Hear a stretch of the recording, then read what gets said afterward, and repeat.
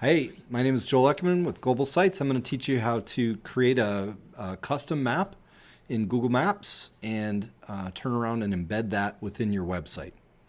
Don't blink or you might miss something. This is very exciting. Let me find the right button here. Here we go. Let's put me in the corner just because how cool is that?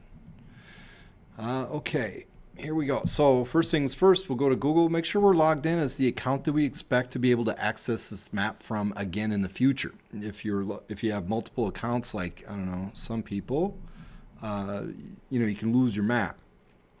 Typically, your Google accounts matter. Which one you logged into first is the one that it likes to default to when you go to a new service. So I tell people, if you're signed into a bunch of different ones, sign out altogether, start over, sign in as the one that you want to be the primary, and then let's go from there. So we're going to search for the word maps, of all things, right? Then we'll go ahead and go to Google Maps.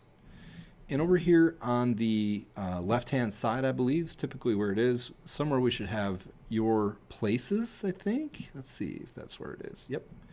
And then we go over here to Maps under the Your Places deal.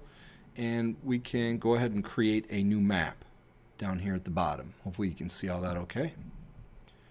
Create a new map. There's a jillion things you can do in here.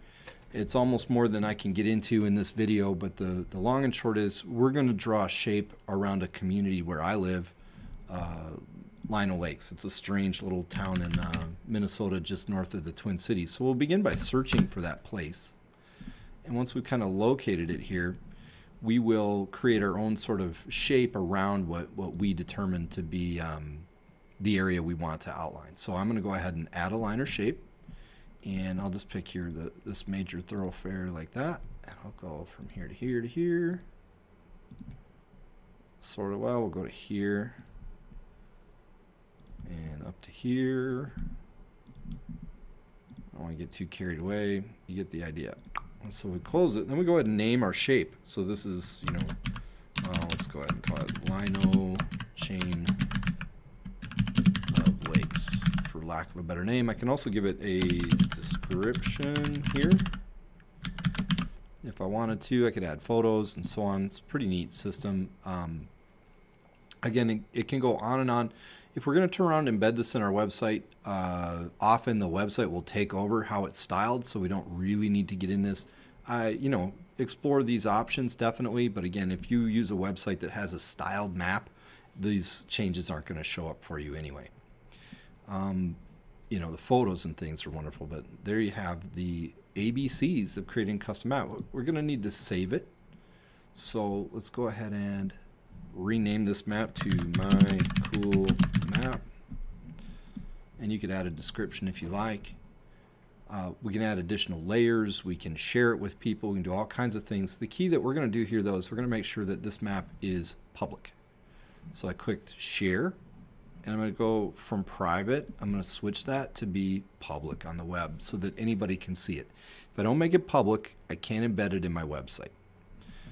We also, let's see, we can go on and specifically share it with people, allowing them to make changes. So we could invite another person, like I could invite Brandy Ekman here to this map, and I can change the way so she can edit. So if I share it with her specifically, she has the ability to edit. I own the map, but she has the ability to come and edit it. So this is a great trick if you're creating a intricate map that you need to delegate access to someone else to make minor changes. It's a great trick. Okay, so once it's done, we have this link up here. We could use this link to link directly to the map. I'll put that on my clipboard. But we did promise that you would be able to embed this in your website. So now that the sharing is made to public, anybody on the web, we can come up here and embed on my site. And they give you this handy iframe.